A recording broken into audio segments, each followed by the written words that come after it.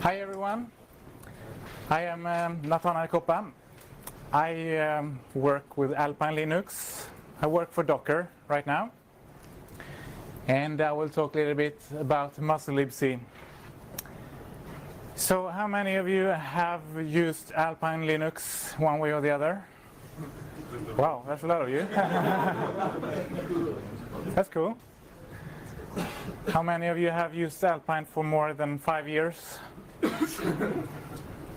Oh, some of you. Cool. 10 years?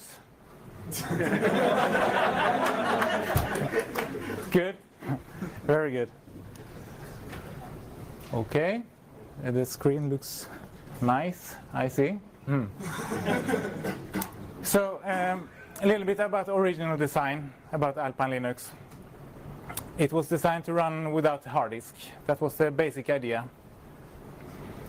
So we boot up, install the system in RAM, memory, and you could take out the boot media if you wanted. That means that you want the system to be very small. You don't want to bloat the system. That was the original idea. So use cases was like firewalls, VPNs, and that. But nowadays it's very popular for containers. Docker for the win. How many of you use Docker? Good. Good. I think it makes very much sense to run Alpine in containers because of, when you run from RAM, you install it, boots up, and you destroy it when you power it down. That's pretty similar what you do in a container. Disposable systems, right? Let's move on. We started with the Gen 2, so we built Alpine with Gen 2 originally, and then we moved on to make it self-hosting. What's interesting is we use libc. How many is familiar with libc? Good. So we used that originally. BusyBox is a core thing. And in 2013 we had the last release with libc. At that time we had almost 3,000 ports, 2,800. I just move on. There were some problems with libc. They required some patches to get it upstream, patches upstream. We had at that time, I think, 39 patches, and we couldn't get them upstream. One important thing was the threading issue, libc. VLC crashed, or actually it hanged every time we exited due to threading implementation. It was not really fixable. So we thought we need to move on. Also the code base is really ugly, sorry to say that. But it's because it comes from Asian system glibc. So it was not really nice to work with. So we saw this musl libc thing. And on the website it says it's new, that's cool, it's lightweight, it's simple, and it's correct when it comes to security. So it matches pretty well with the goals with Alpine. There's an active development, clean, nice code base, stable ABI. libc doesn't have that. They also provide some sort of ABI compatibility with GNU libc. Actually, the Adobe Flash player works with musl libc in Alpine Linux, so it kind of works. So that was some of the nice things with musl libc. So of course there were some worries because not many distros has done this before, build a complete distro with musl libc. So how much would break was a big question. How much work was it to patch things? Would upstream accept patches? Important questions. It's not as mature as GNU libc, so how many hidden bugs are there that we didn't know about? We were worried about that, but switching to glibc was not really an option. So we decided to just jump. And how did it go? Surprisingly well. It's like, I think it's about 4% that was specific musl-based. We have more patches, but not many patches actually to make it work. Most of it just works. I just move on because of time.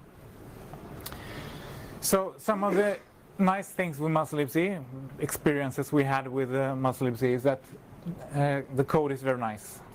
We did some changes in musl libc, submitted patches upstream. Very nice to work with. Nice community. They try to be correct. Sometimes that can be a bit annoying because you just want to move on. You have a real world application that breaks and you ask them and say, hey, why don't we just, and they say, no, we don't. And it can be annoying, but in most cases that is actually good. And I am thankful to the musl community that they are strict with that. And an interesting thing I noticed, when we patch software to make it work with musl libc, almost always the code gets better. And I will show some experiences with that. And upstream, almost always they will accept patches to support, because it's we send a patch, this breaks POSIX, and they will just accept it. There are few exceptions. Yeah. that's true. Systemd is one of them. So if you want to go this road, what do you need to watch out for? If you have an application that you want to build with musl libc, what are the things you need to watch out for? There is no musl define. You cannot test in your C code this runs on a musl system. You cannot do that. The default stack size is 80K. There are some extensions in print format strings. There is no lazy binding. And there is one very nasty thing there. If you want to print error messages and the DNS resolver. I will take them one by one. So there is no musl define. This is a patch from Misa. They got upstream. And they test, if you run, they did that before. If you run an Apple system, or if you run FreeBSD, NetBSD, OpenBSD, if you run Android, blah, blah, blah, then you do that like this. Imagine if there actually was a musl define. What do you think would happen with the code here? So, because they don't have that defined, they just say, okay, you know what? If you are not an exception, just assume you're following the standard. And then you can just remove all this garbage and the code gets better. That's a proper way to do it. Another problem is the stack size 80K. Windows, I think, have 1 megabyte. OpenBSD is 256K, maybe. FreeBSD 512, depending a bit on the architecture. glibc, default stack size for threads is 8 megabyte. So if you spawn 10 threads in glibc system, it will just use 80 megabyte doing nothing. This one is actually the smallest one I know, default stack size. We had an interesting patch in Firefox. If you see at the out buffer, K out size, how big is that buffer that ends up in the stack? 128K. What do you think happens if you try to allocate 128K when you only have 80K? Goes boom. So Firefox started to crash, and this was the issue. When I searched the Bugzilla for Firefox, I actually found another bug on Windows, which has 1 megabyte stack size. They crashed for the same reason. So generally, you don't do that. You don't allocate 128K on the stack. just don't do it, you know. That's kind of stupid thing to do. So they accepted the patch. I think this went upstream. You don't see it, but they will allocate it on the heap instead.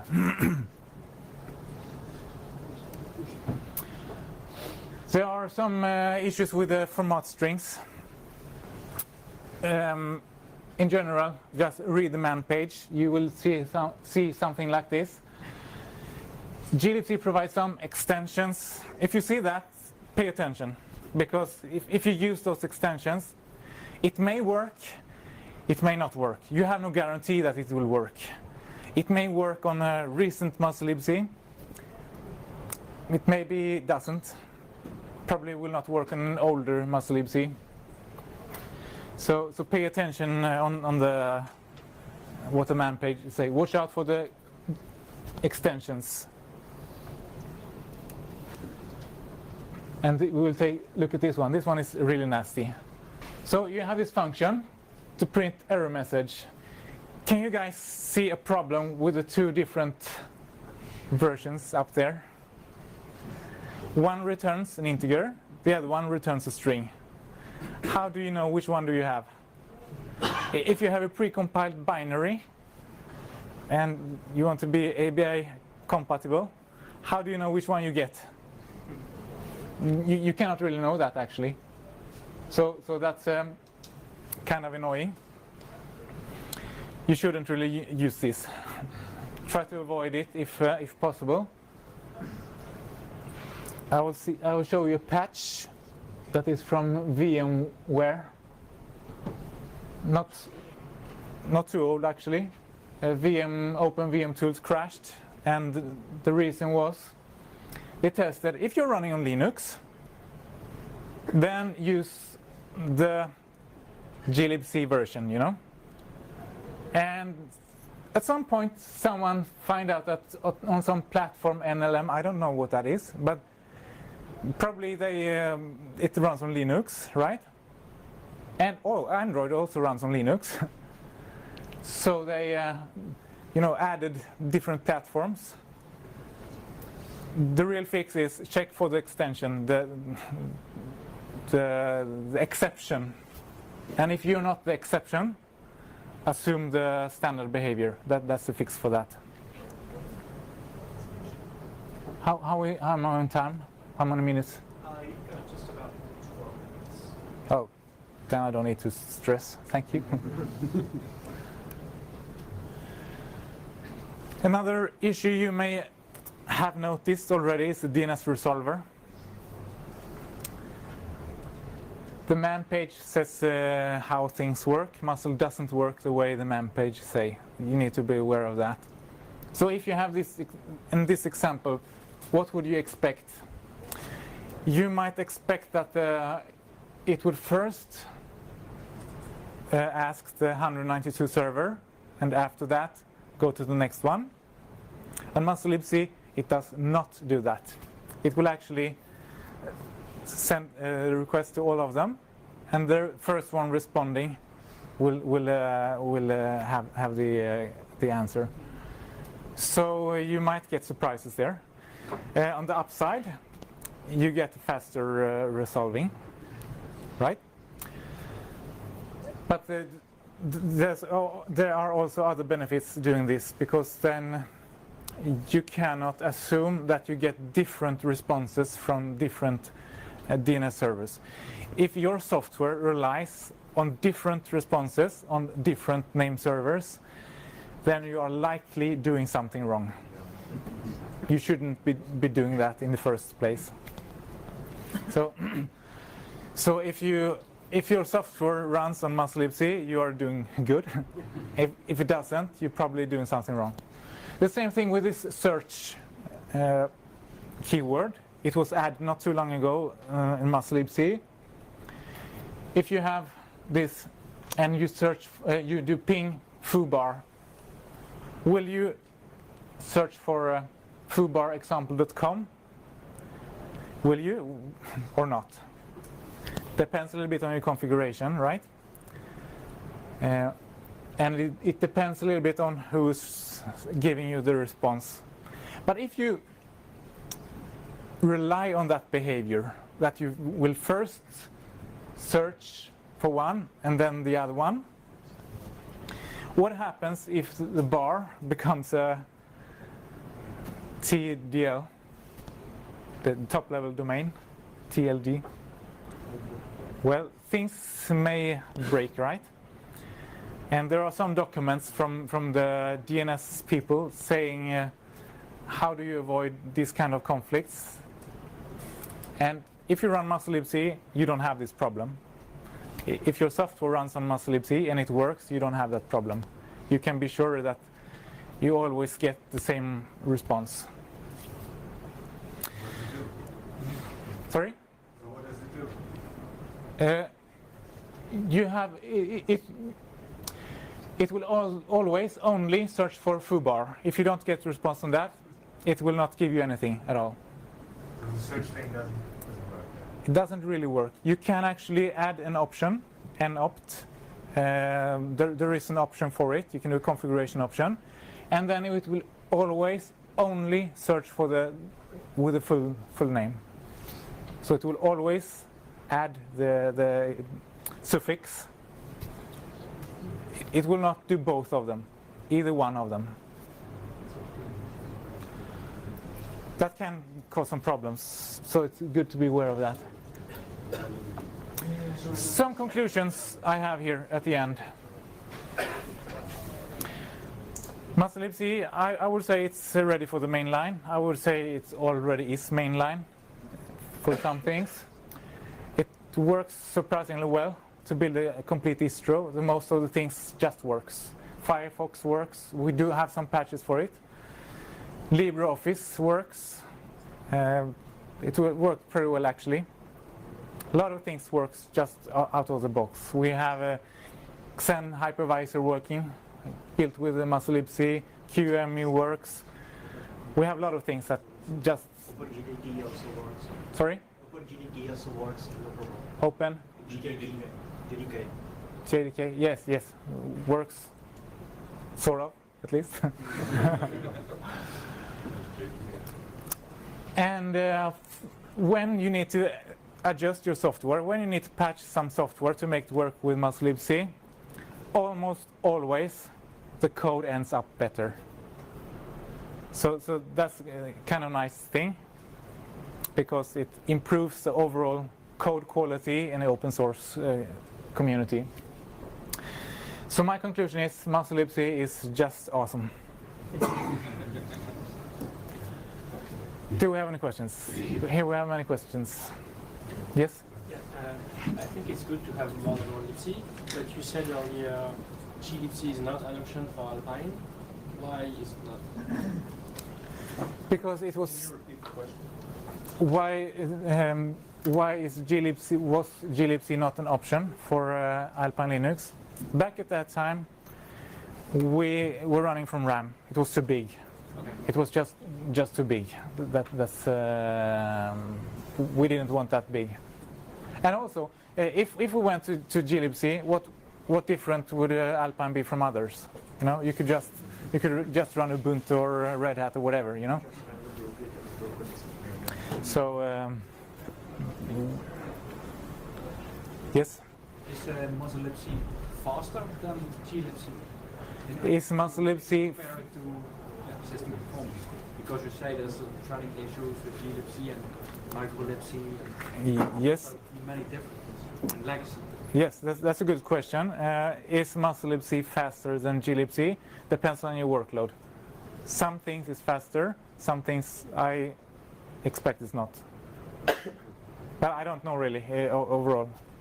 Can you give an example of a workload on which it is fast? I don't know.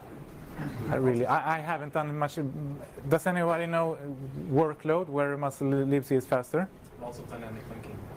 Lots of dynamic linking. Yeah, that's I believe that. There's a benchmark page, I think on the musl website, where they list a few functions and benchmark with different libcs. I think there was also some sorting algorithms for musl that is faster. Yes, I don't know how up to date that is. I think it's pretty old, actually. But there are some. The main things that are known to be slow are the lack of highly optimized mem copy. Sorry. The main things known to be slow are a lack of highly optimized mem copy, which may Okay. make a difference to someone. Okay. Yeah. If you really care, use your own. Yes. Optimized mem copy can be the situation where it's slower. Yes. In your example here, you got rid of the reentrant version of stir error and just went with the non-reentrant one. Yes. That doesn't necessarily seem safe in some cases. Actually, it is reentrant. Even the This one, you mean? well, the one, yeah. Yes, it is. But the problem is that there are two different that are reentrant. Right. They are exactly the same thing, Right. but they just return different things. So you may end up with one with a POSIX version, or you may end up with a glibc version. Right. And in the patch, it's reentrant. Oh, I see. So it's it should be safe. Yeah. Thank you. Any more questions? Why did you forget the idea to only run in RAM? Ah, that's a good question. Because why we only run in RAM? Okay, why you don't run anymore only in RAM? Why we Why don't? did you stop running only in RAM? Actually, we support that. We still support that. So the live CD will run from RAM. You can, in theory, boot up the live CD, take out the CD, and it will continue run. So it runs still from memory. But we support disks now as well, so you can install it on disk as well. Like you said, the user community is usually pretty good. And the question is, I think, in your experience, how long does it take you to get in a non-trivial patch? Like how much bike shedding is actually going on? Because, you know, some libcs have problems with that. So how much bike shedding, how much trouble is it to get in a patch in musl libc? In my experience, well, the times where I needed a patch in musl libc, we had a specific problem. Then I have asked them, what do you guys think about that on IRC? And normally it's they who come up with a solution. And then I make the patch. That's the way they do it. So that has been not a big issue. The times where it can be issue is if you want to hack something, do something ugly, then they will say no, we don't want to do that. If you have a good reason for it, they might accept it. But normally it's not a big problem in my experience to get patches in there. Do we have more time? Yes, back in the back. You mentioned OpenJDK runs Soda with musl. Can you maybe explain why you use Soda? I don't have much experience with OpenJDK, so I don't know really. I have heard that you need the dynamic linking, the lazy loading with that, which doesn't work. It's not supported with musl libc. It's not supported at all at this point. So you might get problems with it if you depend on that. But at least Hello World works. So the applications I have come into works. It may work, it may not. I don't know really. Are there better options for running Java with musl? The problem with Java is that Oracle provides precompiled binaries against glibc. So they only support that. If you try to do something else, it might work, it might not. You can probably pay Oracle to support musl libc, but you have to pay them. We had actually an issue with that. Someone asked for it, and the response was, you have to pay Oracle guys to do it. I run multiple applications on OpenJDK and Alpine, and doesn't have any problem so far. Actually, I didn't know that there's some problem. And there are also big complex applications like Alfresco, and it seems that it runs fine. So I think that it's not a big issue. Big issue are people who just insist on running Oracle JDK on Alpine. It's just not possible because Oracle does not provide binaries on Python or musl on Wikipedia, and that doesn't work. Thank you. So most things will work.